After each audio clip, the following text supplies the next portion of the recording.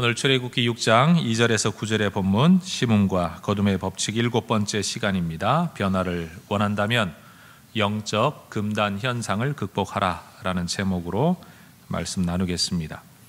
요즘 시대에는 중독이라는 단어 아주 자주 듣게 됩니다. 알코올 중독, 약물 중독, 도박 중독, 인터넷 중독, 일 중독, 음식 중독, 음란물 중독 등등. 이 중독 현상이 옛날보다 훨씬 더 많아져서 아주 큰 사회 문제로 이미 우리가 그 사회를 살아가고 있습니다. 정확한 의학적 기준은 제가 잘 알지 못하겠습니다. 그냥 상식적으로만 따지면 무엇인가를 의존하지 않으면 정상적인 생활을 영위할 수 없는 어떤 객관적인 환자들, 어떤 약물을 먹지 않으면 정상적인 삶을 살아가지 못하는 이런 분들에게는 신체적 의존이라는 표현을 쓴다고 합니다. 그런데 정신적인 어떤 이유 때문에 무언가를 의존하지 않으면 안 되는 사람들, 특별히 이것이 자기 파괴적인 동시에 지속적으로 진행될 때, 이때는 중독이라는 표현을 쓴다고 합니다.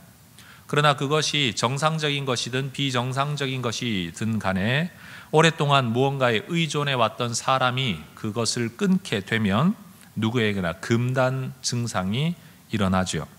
금단 증상이라는 말, 지속해 오던 그 무엇인가를 끊었을 때 발생하는 신체의 이상 증상, 이상 반응이라고 합니다. 건강이나 미용을 목적으로 다이어트를 하더라도 먹던 것을 먹지 않으면, 또는 먹던 양을 줄이면, 또는 안 먹던 것을 먹게 되면, 하지 않던 운동을 하게 되면 생체 리듬과 습관의 변화가 일어나면서 일정한 기간 안에 고통스러운 육신의 반응, 육체의 증상이 일시적으로 찾아옵니다. 여러분, 변화를 추구하는 과정에는 바로 이러한 고비가 찾아옵니다. 이 일에 익숙한 사람들은, 또 전문가들은 이러한 현상이 있을 것을 미리 예견하고 또 미리 예고하고 전문가의 도움을 받아서 이러한 고비를 잘 이겨낼 수 있도록 도와줌으로써 어떤 사람들이 완전한 변화를 경험할 수 있도록 해주죠. 여러분, 아무리 좋은 목적을 가지고 있더라도 이 고비를 넘어서지 못하면 예전으로 다시 돌아가든지 아니면 예전보다도 더 못한 상황으로 전락하게 되는 경우가 있습니다. 다이어트나 체질 개선도 고비를 넘겨야 성공하고, 직장 생활이나 결혼 생활도 고비를 넘겨야 성공할 수 있습니다. 이 땅에 결혼하는 사람들 중에 인생 망가뜨리려고 결혼하는 사람이 누가 있겠습니까? 모두가 행복하기를 원하고 잘 살기를 원해 결혼을 합니다. 그러나 여러분, 잘 살겠다는 열망만을 가지고는 잘 살지 못합니다. 일생 동안 그동안 살아왔던 자기들의 삶의 습성과 성격들이 있기 때문에 일정한 시간이 지나면 이 갈등이 폭발하는 때가 오죠. 그럼 이런 고비들을 있을 것을 미리 예견하고 어떻게 하면 이 고비를 넘어설 수 있을런지를 누군가의 도움을 받아서 지혜롭게 극복하면 이 두 사람은 우리가 흔히 말하는 해로를 할 수 있습니다. 그러나 갈등이 심해지고 고비가 찾아왔을 때 참지 못하고 극복하지 못하면 아무리 선한 마음을 가지고 결혼 생활을 시작했더라도, 또 정말 행복을 꿈꾸었다고 할지라도 이 두 사람의 삶은 계속 영위되어지기가 힘듭니다. 자, 따라 하십시다. 고비를 잘 넘겨야 합니다. 자, 옆에 분에게 그렇게 한번 인사하십시다. 고비를 잘 넘겨야 됩니다. 여러분, 공부를 잘하고 싶은 것이 모든 학생들의 소망이지만 공부를 잘 하려면 고비를 넘겨야 됩니다. 엉덩이를 붙이고 앉아있는 시간과 성적이 비례한다, 이런 말씀들을 많이 하죠. 고3 학생들의 엉덩이 사이즈와 수능 성적은 비례한다, 우스갯소리로 이런 말들을 많이 합니다. 왜 그런 말을 하는지 저와 여러분은 이미 잘 알고 있습니다. 일어나고 싶고 놀고 싶고 딴 거 하고 싶고 이런 마음들이 우리 안에 있지만, 어쨌든 그런 마음을 이겨내고 해야 할 것에 집중하는 것, 이게 참 필요하죠. 직장 생활하는 여러분들도 아마 마음으로는 사직서를 아마 수십 번 더 던지지 않았겠습니까? 그런데 그런 고비가 찾아올 때에 그것을 여러분 이겨내어서 오늘까지 여러분이 있게 되신 걸 겁니다. 사서삼경의 하나인 서경이라는 책에 기록된 내용을 맹자가 나중에 인용을 해서 맹자라는 책에도 기록되어져 있는 어떤 문장이 있다고 합니다. 약불명현이면 궐질불추라. 약이 명현, 눈 감을 명자, 아찔할 현자라고 합니다. 눈을 감을 만큼 아찔해지도록 만들지 못하면, 약이 그런 현상을 만들지 못하면 질환, 아주 심각한 피가 머리로 쏠리는 아주 심한 중병이 불추라, 낫지 못한다라는 말이라고 합니다. 원래 이 문장이 쓰여진 의도는 약을 이야기함이 아니고요, 어떤 충신 또는 간곡한 진언이 군주들에게는 듣기가 힘들고 심지어 그 말이 정신이 아찔해질 정도로 마음을 뒤집어 놓는 그런 말이라고 할지라도 이런 말들을 새겨 들어야 올바른 통치를 할 수 있다라는 약간은 좀 정치적이고 사회적인 문장이었다고 합니다. 그런데 훗날 한방이나 민간 요법을 사용하는 분들이 이 문장에서 이 명현이라는 단어를 따와서 어떤 처방을 했을 때에 그 약이 내 몸을 낫게 하기 위해서는 눈을 감을 만큼 아찔한 상황을 유발하게 된다. 그래서 병 낫기 위한 과도기에 잠시 나빠지는 현상, 이걸 명현 현상, 명현 반응이라고 칭했다고 합니다. 제가 여러 자료를 조사해 보니까 하여튼간에 어떨 때는 서경, 맹자, 이 말 저 말 굉장히 많은데 다 종합하니까 이런 내용인 것 같아요. 혹시라도 제가 정확한 정보가 아니면 나중에 저한테 말씀을 해주십시오. 그래야 나중에 고칠 수 있으니까요. 여러분, 살아가는 중에 우리가 지금까지 이전에 하지 않았던 어떤 일을 시도하는 것은 그 자체로 웬만한 각오가 없으면 할 수 없는 일입니다. 힘든 일입니다.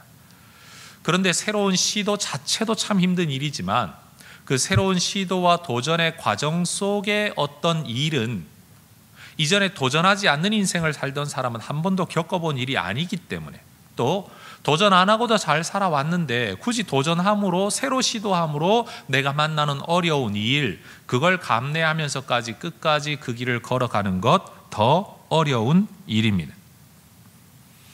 그래서 여러분, 새로운 일을 시작하게 되면 어려운 일을 찾아오고 그 어려운 일을 만나게 되면 우리는 고민하게 됩니다. 이거 계속 해야 되나 말아야 하나. 그런데 여러분, 우리는 그때 꼭 한 가지 이 생각을 해야 합니다. 만약 이 고비를 넘기지 못하면 옛날로 돌아간다는 거죠. 원점으로 돌아가게 된다는 겁니다. 내가 정말로 옛날로 돌아가 살기를 원하느냐, 변화하기를 원하느냐. 우린 이 두 가지를 놓고 마음의 결심을 해야 합니다. 변화를 시도하면 고비가 찾아옵니다. 그리고 이 고비를 넘기지 못하면 변화에 실패합니다. 여러분은 어떻게 하시겠습니까? 저는 오늘 출애굽기의 말씀, 특별히 이스라엘 백성들이 종살이하는 과정에서부터 애굽에서 나오기까지의 출애굽 초반부의 이야기를 여러분에게 좀 훑어가려고 합니다. 이스라엘 백성들이 요셉을 통해 이집트에 정착한 지 정확히 430년이 흘렀습니다. 이 숫자는 성경이 기록하고 있는 구절입니다. 출애굽기 12장 40절에 이스라엘 자손이 애굽에 거주한 지 430년이라. 적응이라는 단어 자체가 우습게 들릴 만큼 이 430년의 기간 동안 이스라엘 백성들은 이집트에 정착해 살면서 우리가 예측할 수 있는 그대로 당연히 이집트화 되어졌습니다. 여러분, 이민을 가서 2대 3대만 지나도 완전히 그 나라 사람으로 사는데 430년이 흘렀다고 한번 생각해 보십시오. 이스라엘 사람인지 이집트 사람인지 여러분 구분할 수 없을 만큼 그들의 문화와 생활 양식은 이미 이집트의 것이 되어 버렸을 겁니다. 요셉을 통해서 그들이 이집트에 정착할 때만 해도 그들은 자유인이었습니다. 그러나 시간이 흐르면서 그들은 점점 이집트 사람들의 종과 노예로 전락하고 말았습니다.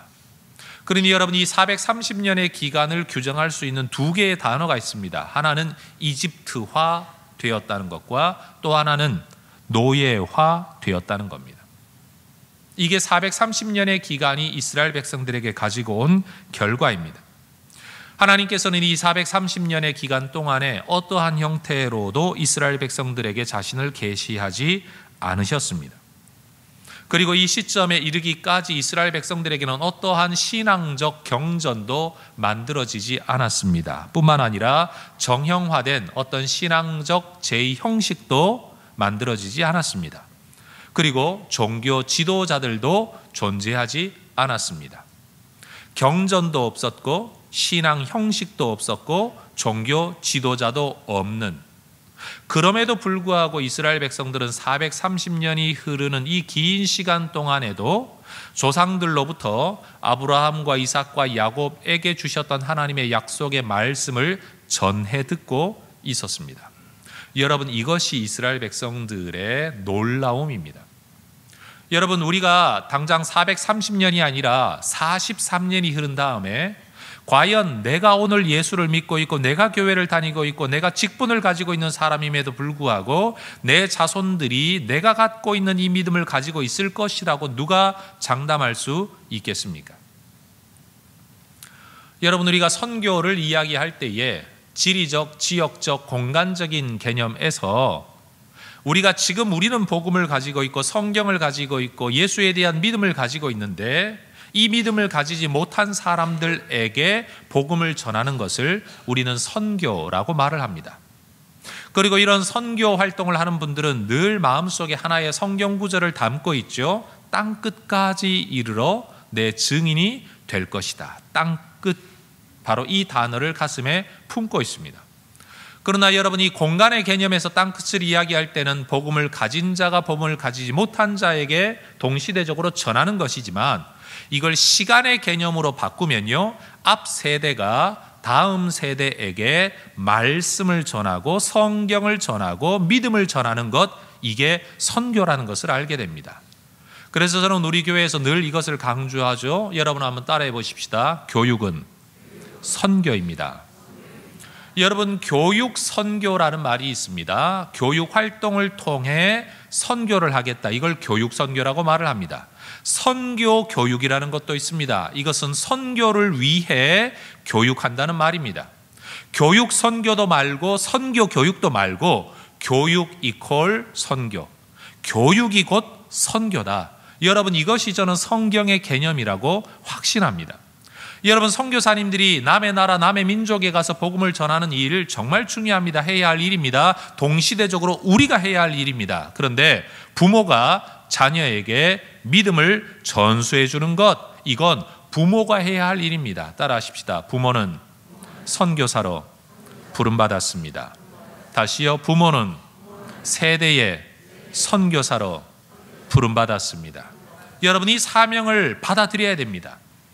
네가 알아서 해라, 네가 어떻게 하겠지, 때가 되면 되겠지, 이게 아니고요. 마치 선교사님들이 어찌하든지 이 시대의 다른 사람들에게 복음을 전해 예수 믿고 구원 얻는 사람들 만들려고 애쓰는 것처럼, 교회가 이 일에 예산을 쏟아붓는 것처럼 부모들은요, 모든 노력과 에너지와 시간과 물질을 쏟아부어서 다음 세대, 특별히 그것도 남의 집 자식보다도 내 자녀들에게 복음을 전해주는 것을 선교적 사명으로 받아야 합니다.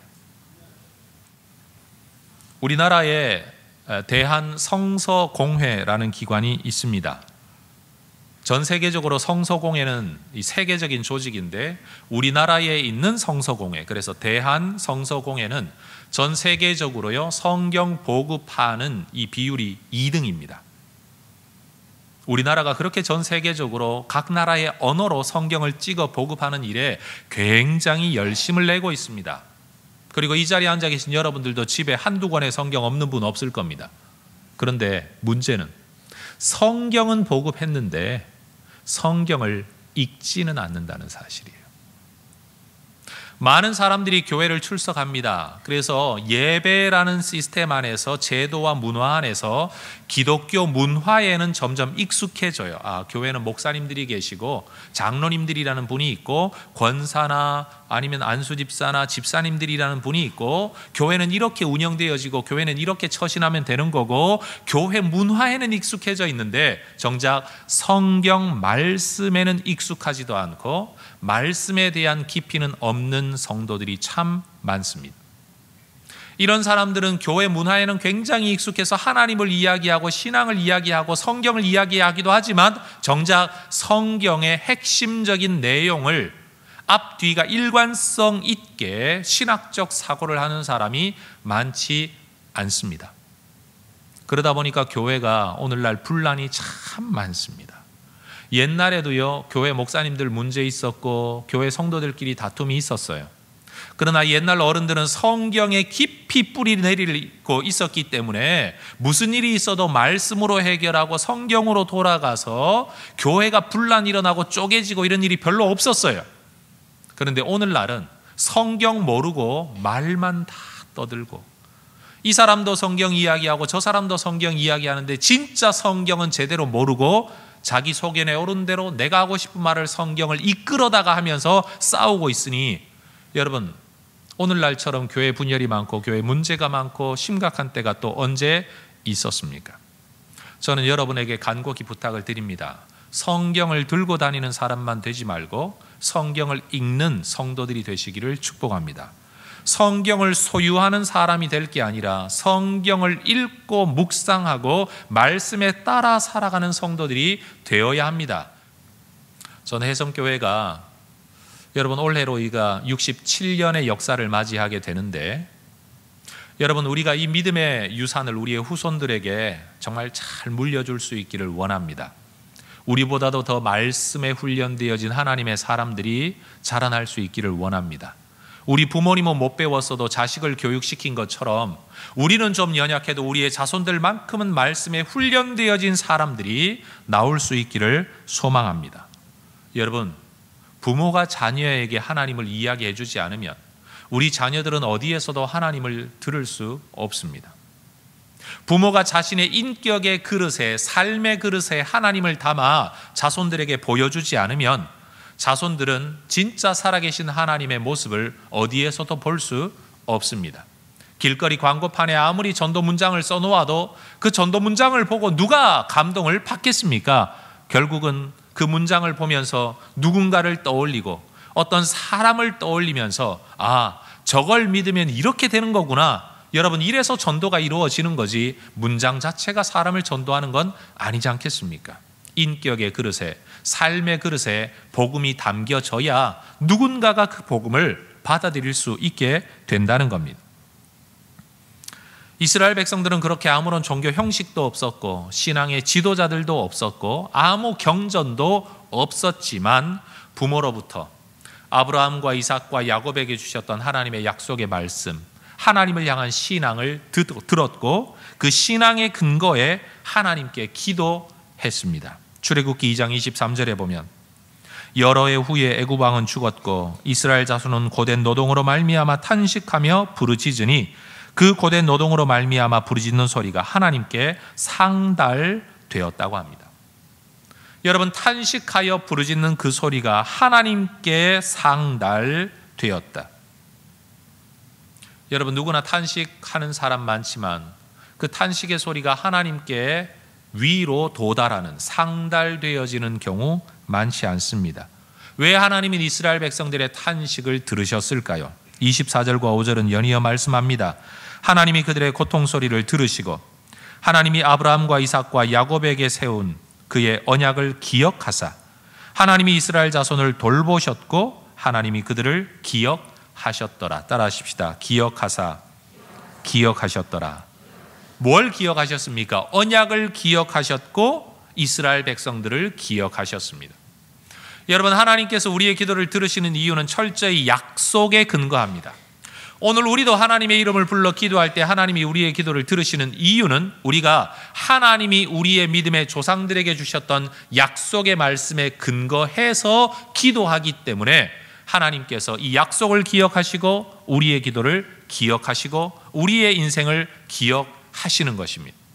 여러분, 이것들을 일컬어 교회에서는 예수 이름으로 기도해라 라고 말을 하는 겁니다.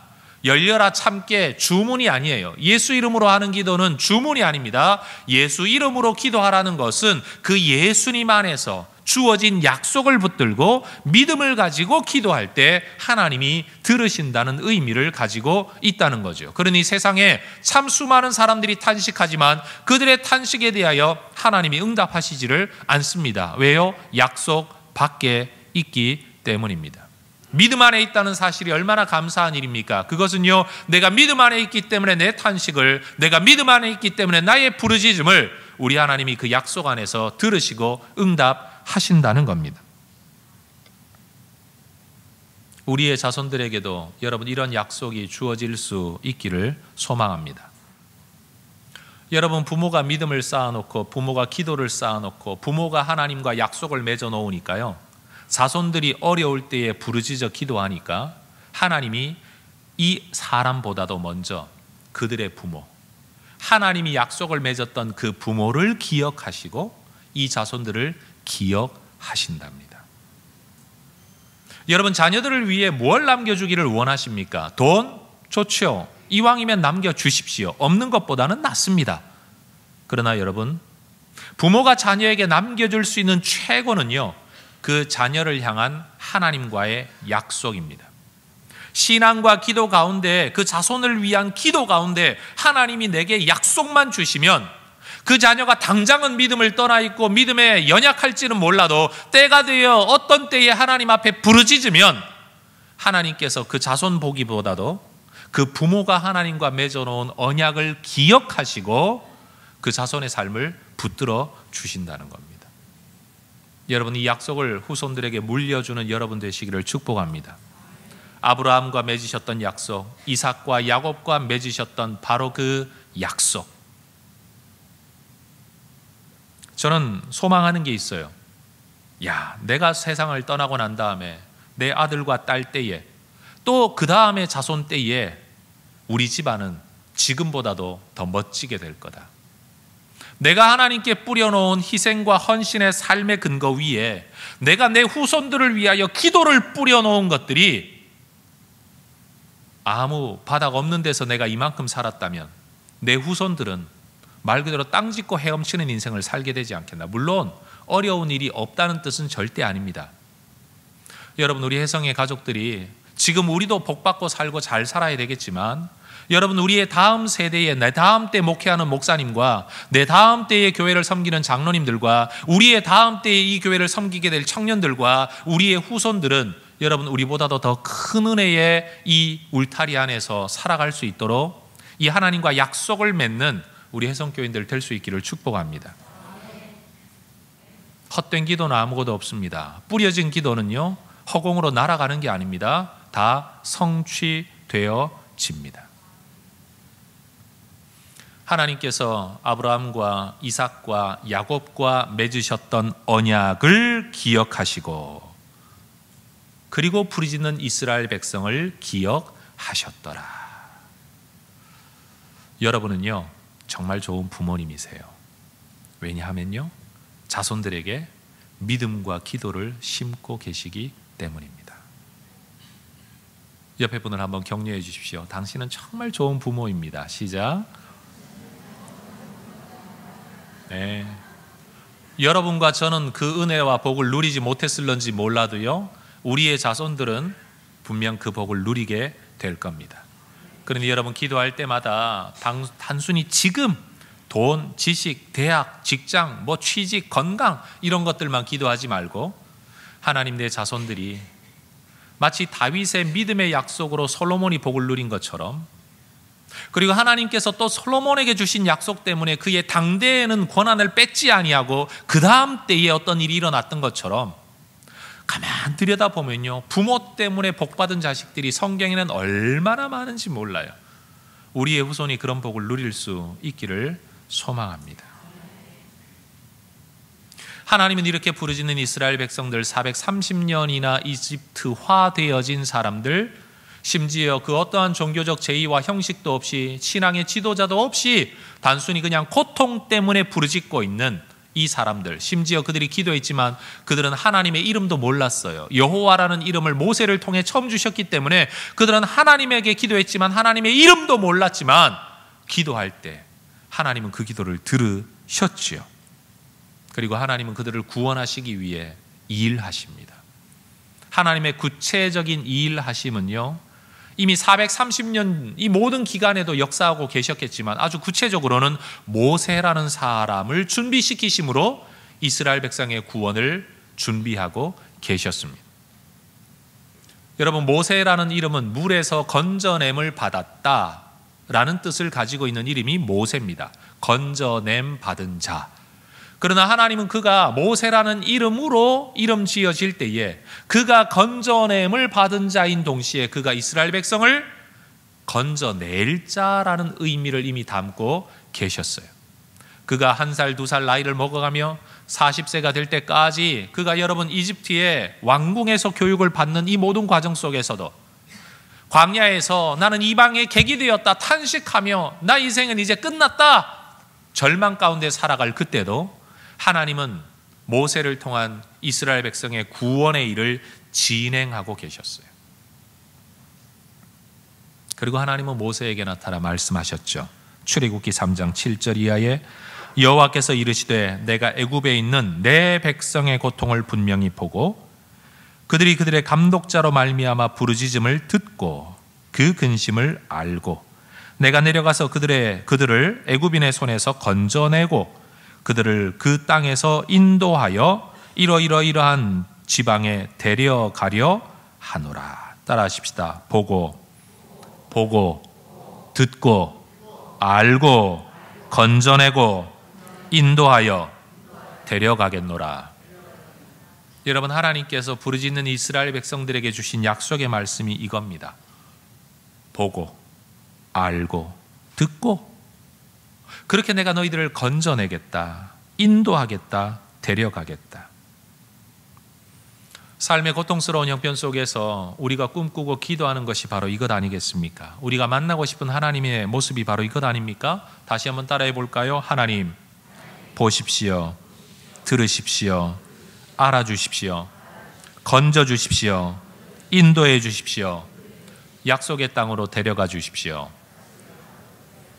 여러분, 이 구절이 힘든 형편에 있는 우리 성도 여러분의 기도 제목이 될 수 있기를 축복합니다. 그냥 막연히 잘 되기를 이렇게 기도하지 말고 성경에 근거하여 약속에 근거하여 하나님 이들이 뭐 잘한 게 있습니까? 종살이 하면서 430년 살았는데 이들이 뭐 얼마나 제대로 안 게 있었습니까? 그러나 조상으로부터 내려온 그 믿음 붙들고 하나님의 이름도 모르면서 하나님에게 기도했을 때 하나님이 이 은혜를 베푸셨던 것처럼 하나님 내게도 예수 믿고 하나님의 자녀된 내게도 이 은혜를 베풀어 주옵소서. 보고 알고 듣고 그렇게 나를 건져 주십시오. 인도해 주십시오. 약속의 땅으로 데려가 주십시오. 여러분, 성경을 읽으면요, 지식만 느는 게 아니고 뭘 기도해야 되는지도 알게 됩니다. 그런데 놀라운 사실은 하나님이 단순히 이스라엘 백성들을 그렇게 종살이에서만 건져주겠다 하지 아니하시고요, 너희가 그렇게 종살이한 그 모든 생활에 대한 보상을 내가 받게 해주겠다. 그저 물에 빠진 사람 목숨만 건져내듯이 내가 너희를 건지는 게 아니라 너희가 이집트 땅에서 자유인으로 나올 때에 빈손 들고 나오지 않게 하겠다. 이스라엘 백성 어느 누구도 이걸 요구한 적이 없는데 하나님이 그들에게 약속을 하셨습니다. 출애굽기 3장 21절과 2절에 내가 애굽 사람으로 이 백성에게 은혜를 입히게 할지라 너희가 나갈 때에 빈손으로 가지 아니하리니 여인들은 모두 그 이웃 사람과 및 자기 집에 거류하는 여인에게 은폐물과 금폐물과 의복을 구하여 너희의 자녀를 꾸미라. 너희는 애굽 사람들의 물품을 취하리라. 여러분, 하나님께서 우리에게 주고자 하시는 구원은 단순히 죽어 천당만 가는 영적인 구원이 아닙니다. 우리 하나님이 늘 말씀하시는 샬롬, 평강, 통치의 결과 하나님의 구원은요, 언제나 우리의 전인격적인 것을 포함하고 계십니다. 건져 주었으니 이제 너희가 알아서 살아라 하지 아니하시고 만나와 메추라기를 먹이시는 하나님을 우리는 기억해야 됩니다. 목사님, 그거 너무 물질적이고 구약적인 것 아닙니까? 아니요. 우리 예수님께서도 신약에서 제자들을 부르시고 난 다음에 말씀하셨습니다. 나를 위하여 아비와 처자를 버리고 세상의 것들을 버린 자는 금세에서도 배를 받고 내세에서도 영생을 받지 못할 자가 없느니라. 따라하십시다. 이 생에서, 내 생에서. 여러분, 우리 예수님께서도 이 생과 내 생에 대한 약속을 갖고 계시고요, 구약 성경을 들여다보아도 우리 하나님은 언제나 물질적인 것과 영적인 것을 함께 주시겠다고 말씀하십니다. 저는 이 하나님을 믿습니다. 물론 제가 이렇게 강조하지 않아도 이미 물질적인 복을 여러분이 다 기대하고 계신 줄 알지만, 여러분, 한국 사람들은 참 현세 중심적인 사고방식과 세계관을 가지고 있거든요. 그 대표적인 표현이 이겁니다. 개똥밭에 굴러도 이승이 낫다. 이게 한국 사람들의 세계관이에요. 그런데 여러분, 그게 한국 사람들의 세계관이냐 아니냐 이거 따질 필요가 없고요, 서양이냐 동양이냐 따질 필요가 없고요, 성경 자체는 뭐라고 말을 하느냐? 하나님의 구원에는 영적인 것과 육적인 것이 함께 있다. 전인격적이라는 겁니다. 여러분, 그러니까 우리가 하나님께 은혜를 구하고 복을 받기를 원할 때, 여러분, 우리는 전인격적인 복을 하나님께 구하는 것이 마땅합니다. 또 반대로 우리가 하나님을 섬기고자 할 때에도요, 영적인 것으로만 하나님을 섬기는 것은 부족한 일입니다. 육적인 것으로도 물질적인 것으로도요, 우리 하나님을 섬겨야 합니다. 그게 신앙의 올바른 모습입니다. 마음만 있어서는 안 됩니다. 신앙만 있다고 되는 게 아닙니다. 하나님이 우리에게 주시는 구원이 영육 간의 전인격적인 것처럼 우리가 하나님을 섬기고 예배할 때도 영육 간의 전인격적인 것으로 하나님을 섬겨야 합니다. 그래서 예수 믿는 사람들이 이 땅을 살아갈 때에 이 세상 가운데 선한 행실을 해야 된다고 말할 때도, 그것은 한쪽으로는 복음을 전하여 예수 믿고 구원 얻게 만드는 일과 함께 한쪽으로는 착하고 선한 행실을 통하여 하나님의 사랑을 보여주는 영육 간의 전인격적인 전도와 선교를 우리가 해야 된다는 거예요. 전 우리 혜성의 가족들이 영육을 둘로 나누고 이분법적이고 영은 귀한 것이고 육은 하찮은 것으로 여기는 그런 사람들이 되지 않기를 원합니다. 여러분, 한번 생각해 보십시오. 430년을 남의 나라에서 살았고 상당한 기간을 종살이하며 사는 이들에게 구원의 약속만 주어져도 감사한 일인데, 하나님께서 그 모든 종살이에 대한 보상으로 이집트 사람들로부터 은금 폐물을 다 취하여 물품을 가지고 여러분 구원받게 하겠다. 얼마나 감사했겠어요.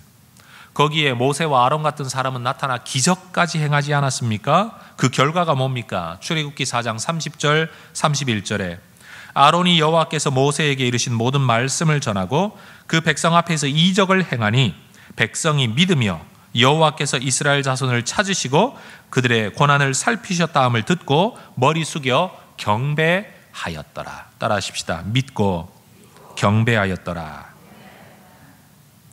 여러분, 이게 너무 좋은 소식인 거예요. 말 그대로 아멘인 거죠. 아멘. 그렇게 되기를 원합니다. 마음의 기대와 열망이 일어났습니다. 그런데 문제는 이렇게 2장, 3장, 4장에 오기까지 이 하나님의 일하심과 준비하심과 약속하심과 보장하심과 우리 하나님의 은혜의 이야기를 들을 때까지만 해도 너무 좋고 너무 감사해서 머리 숙여 경배하였는데, 정작 그 하나님의 일하심이 구체적으로 실행되기 시작했을 때 이스라엘 백성들에게 찾아온 것은요, 그저 기적의 은혜가 아니라 고통이었습니다. 어떤 고통이 찾아왔습니까? 5장 10절과 11절에 백성의 감독들과 기록원들이 나가서 백성에게 말하여 이르되 바로가 이렇게 말하기를 내가 너희에게 짚을 주지 아니하리니 너희는 짚을 찾을 곳으로 가서 주어라. 그러나 너희는 조금도 감하지 아니하리라. 이들이 주로 이집트가 건축이 굉장히 발달되어진 일들이었기 때문에 이스라엘 백성들은 주로 이 진흙을 이겨서 벽돌 만드는 일에 동원이 되어졌어요. 그런데 이 벽돌의 강도를 높이기 위해서 지푸라기를 같이 진흙에 섞어서 이 벽돌을 찍어내는데 우리가 하나님께 예배하기를 원한다라고 모세가 말하면서부터 바로가 화가 났어요. 이전에는 우리가 지푸라기를 다 갖다 주면 너희들은 이 지푸라기를 진흙 가운데 넣어서 벽돌만 만들면 되었는데 이제는 너희가 지푸라기를 직접 구해오고 벽돌 만드는 수량도 똑같이 채워라. 그리고 벽돌 숫자를 채우지 못한다는 이유 때문에요, 이제는 채찍질까지 하기 시작합니다. 하나님의 구원의 약속이 주어졌을 때 이제 요거 조금만 더 하면 구원이 주어질 거야 기대감을 갖고 있었는데, 여러분 말씀 붙들고 소망 붙들고 약속 붙들고 기대와 희망을 붙들고 하나님에 대한 소망을 가지고 살아가는데 좋은 일이 찾아오는 게 아니라 더 고통스러운 나쁜 일이 찾아오더라는 겁니다. 바로가 말을 합니다. 5장 17절과 18절에 바로가 이르되 너희가 게으르다 게으르다. 그러므로 너희가 이르기를 우리가 가서 여호와께 제사를 드리자 하는도다. 이제 가서 이 일해라. 짚은 너희에게 주지 않을지라도 벽돌은 너희가 수량대로 바칠지니라. 하나님의 구원의 약속이 주어질 때 즉각 좋은 일이 일어나면 얼마나 좋을까요? 예배 한번 드리고 약속의 말씀을 붙들고 은혜 받아가지고 맞아 하나님이 도와주실 거야 라고 탁 예배당을 나가는 순간 전화벨이 울려서 문제가 따라랑 해결되어지면 얼마나 좋을까요?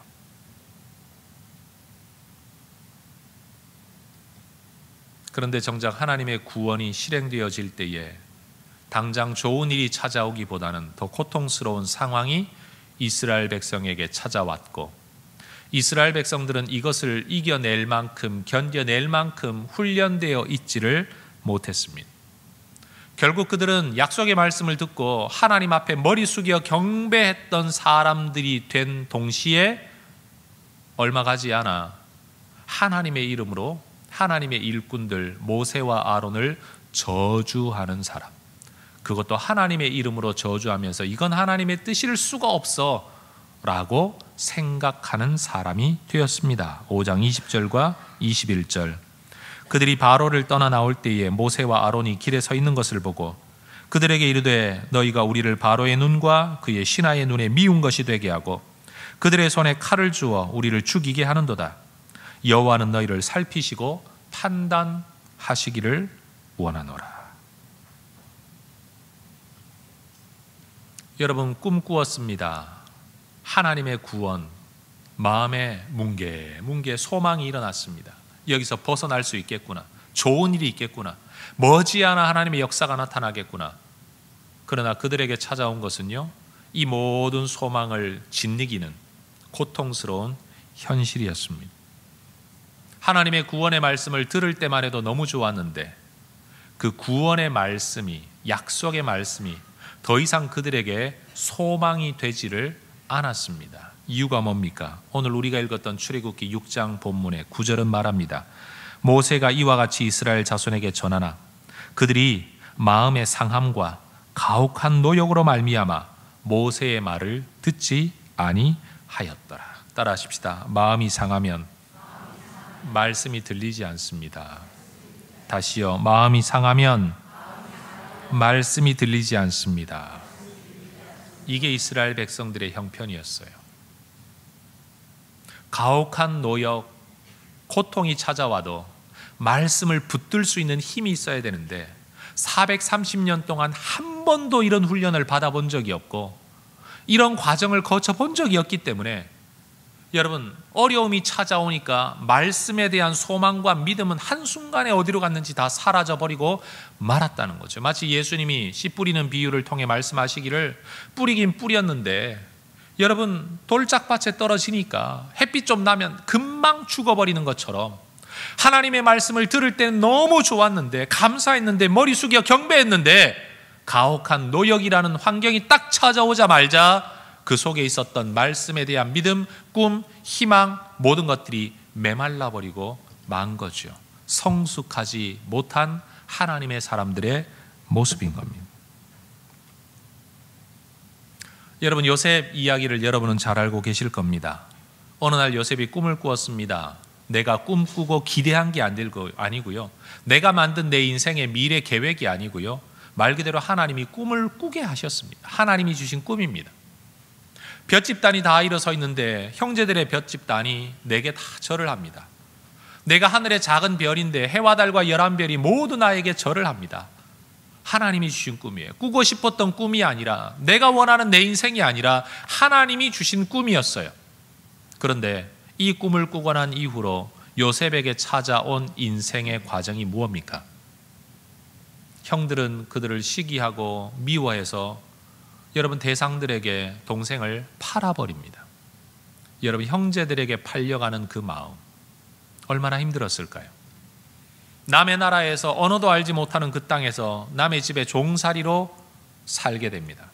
나중에는 그 집안 주인에게 억울한 누명 뒤집어 씌움 당해서 감옥에 갇힙니다. 그래도 끝까지 열심히 살았는데 거기서 도움을 주었던 술 맡은 관원장, 도움 받고 나서도 전혀 자기를 알아보지 않고 배신합니다. 모른 척 합니다. 여러분, 하나님이 주신 꿈을 꾸고 난 이후의 요셉의 인생은 여러분 상승하고 올라가는 인생이 아니라 끊임없이 떨어지는 인생입니다. 가나안에서 애굽으로 내려가죠. 내려가죠. 팔린 데서부터 또 종으로 또 팔려가죠. 거기서 억울함과 배신의 누명을 당하게 되죠. 그의 인생이 뭐 하나 나아지는 게 없어요. 말씀 붙들고 은혜 받아서 약속의 말씀 붙들고 살면 나아지고 올라가는 게 있어야 되는데, 쌓여가는 게 있어야 되는데, 예수 믿고 교회 나오고 말씀 들으면서 믿음 가운데 살고 기도하며 사는데도 나아지는 게 하나도 없는 거예요. 그래도 천만다행인 것은 요셉은 그 과정 속에서 믿음을 포기하지 않았다는 거예요. 상당한 시간이 흐르고 나서야 요셉은 뒤늦게 깨닫게 되었습니다. 그 모든 내려감의 과정이라고 여겼던 것이 알고 보니 내려감이 아니라 올라감이었다는 것을. 가나안 촌동네에 출생서열 11번째 아들이, 여러분 어떻게 바로 왕을 만날 수 있겠습니까? 아니 무슨 빽이 있어서, 무슨 연줄이 있어서, 무슨 관계성이 있어서 그가 그렇게 높은 자리에 이룰 수 있겠습니까? 그는 자기의 인생이 끊임없이 곤두박질 친다고 여겼어요. 그러나 하나님은요, 그 곤두박질을 통해 해와 달과 11별이 그에게 절할 수 있는 자리로 그를 이끌어가고 계셨어요. 그는 내려가는 길이라고 생각하고 있었지만 뒤늦게서야 깨닫고 보니 그게 올라가는 길이었다는 것을 알게 된 겁니다. 성도 여러분, 우리가 꿈꾸고 소망하는 일들이 이루어지려면 우리에게는 인내가 필요합니다. 꿈꾸고 소망해서 당장 그 일이 일어나면 참 좋겠지만 여러분, 하나님은 희한하게도 그렇게 일하시지 않거든요. 히브리서 10장 36절은 말씀합니다. 너희에게 인내가 필요함은 너희가 하나님의 뜻을 행한 후에 약속하신 것을 받기 위함이라. 우리가 하나님의 뜻을 행하는 가운데 하나님의 약속하신 그것을 완전히 받기까지는 우리에게 인내가 필요하다는 겁니다. 소망을 심어 열매를 거두기 원하면 그 결과와 열매에 이르기 위한 과정도 참아내어야 하죠. 봄이 되면 여러분 모를 심지만 뜨거운 떼약볕을 이겨내고 견뎌내고 기다려야 가을의 추수를 거두어 드릴 것 아닙니까? 심고 그 다음날 열매를 거둘 수 있으면 얼마나 좋을까요? 그러나 세상의 원리는 그렇지 아니하고 하나님의 법칙도 그렇지 아니한 겁니다. 그런데 우리에게 가장 힘든 것이 바로 이 기다림의 과정이죠. 빨리 열매를 거두면 좋겠는데 태풍이 분다는 소식이 들려지고, 빨리 열매가 거두어지면 좋겠는데 가을 장마가 찾아온다 그러고 병충해가 돈다는 이야기를 들을 때 우리의 마음은 조바심이 나죠. 그러나 어쩔 수 없습니다. 그 과정을 인내해야만 합니다. 성구 영신 예배부터 시작해서 지금까지 우리는 심고 거둠의 법칙에 대한 하나님의 말씀을 듣고 있습니다. 그래도 그 말씀을 계속 듣는 중에 그래도 말씀에 순종하기 위해 이전에 하지 않던 선한 씨앗을 심고 있는 여러분의 삶에 어쩌면 예전에 없었던 고통이 찾아오고 있을지도 모릅니다. 성경 좀 읽고 기도 좀 하고 순종 좀 하고 봉사 좀 하고 목장 모임 좀 나가고 하여튼간에 이전에 하지 않던 그래도 뭔가 좀 말씀에 순종하려고 신앙생활 좀 열심히 해보려고 뭔가를 하는 여러분의 삶에 이전에 없었던 어려움들과 답답함들과 골치 아픈 일들이 자꾸 생겨날 수도 있습니다. 야, 이거 그냥 안 해버리면 속 편하겠다 싶을 때 여러분 한 번만 더 생각해 보시기를 바랍니다. 끝없이 낮아졌던 요셉의 일생이 낭떠러지로 굴러 떨어지는 것 같은 인생이었지만, 누가 봐도 그것은 굴러 떨어지는 인생이었지만 하나님의 꿈을 이루시기 위한 우리 하나님의 실행 과정이었다는 사실, 준비 과정이었다는 사실, 그 요셉을 들여다보면서 내 인생도 지금 꿈대로 되지 않고 기도대로 되지 않고 원하는 대로 되지 않고 나아 보이지 않고 오히려 더 나쁜 상황만 전개되는 것 같은데, 어쩌면 그것이 우리 하나님께서 우리에게 주신 약속을 이루시기 위한 과정일 수도 있다는 생각 여러분이 한번 해보실 수 있기를 원합니다. 말씀에 순종해서 신앙 가운데 좀 살아가 보려고 애쓰다가 보니까 내 삶에 찾아오는 이러한 고통이 그동안 내가 너무 익숙해 있었던 세상적 사고방식과 가치관과 행동 양식을 끊어내고 말씀대로 살려고 하다 보니까 내게 찾아오는 금단 증상은 아닐까. 예를 들어 술과 담배를 하지 않으면 건강을 위해 유익하다는 건 누구나 알지만 일생 동안 해왔던 그것을 멈추게 되면 금단 증상 때문에 너무너무 고통스럽대요.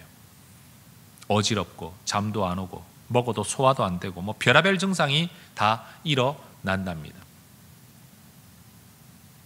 우리가 세상적 가치관과 사고방식과 습관과 행동 양식에 너무 오랫동안 젖어 있어가지고 그거를 끊고 말씀 따라 살다, 머리로는 맞는 줄 알고 성경 보면 그게 맞는 길인 줄 아는데 정작 세상적인 것을 끊어버리고 이 길로 가다가 보니까요, 일이 안 돼요.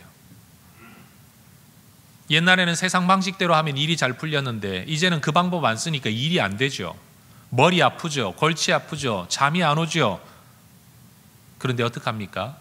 다시 옛날 방법대로 돌아가면 옛날 삶이 되는 거고요. 어떻게든 끊어내어야만, 이 금단 증상의 고통을 이겨내어야만 내 인생이 새로워질 수 있다는 겁니다. 우리가 하나님 앞에서 말씀에 살아가는 이 과정에 겪게 되는 이 고통이 어쩌면 영적 명현 현상일 수도 있지 않겠습니까? 이겨내어야죠. 견뎌내어야 합니다. 고통스러운 오늘을 이겨내는 것 결코 쉬운 일이 아닙니다. 목사인 저에게도 여러분에게도 말입니다. 그러나 여러분, 어쨌든 고비를 넘기고 이겨낸 사람만이 열매를 거둘 수 있다는 것, 이게 진리라는 건 어린아이들도 다 압니다. 여러분 지금까지 잘 버텨오신 거예요.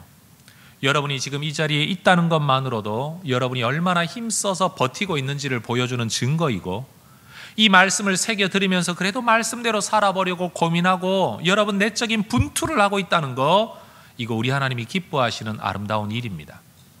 그런데 분명히 그 삶에는 금단 증상과 명현 현상이 함께 존재하고 있을 겁니다. 이겨내기 힘들고 더 이상 못 참겠어 싶을 때가 찾아오겠지만 여러분 서로 의지하면서 이 고비를 넘어설 수 있기를 소망합니다. 그러면 분명 변화된 삶이, 여러분 새로운 변화의 열매가 저와 여러분의 인생에 찾아오게 될 것입니다. 옆에 분에게 이렇게 인사하십시다. 우리 조금만 더 버티십시다. 우리 합심해서 기도해 볼까요?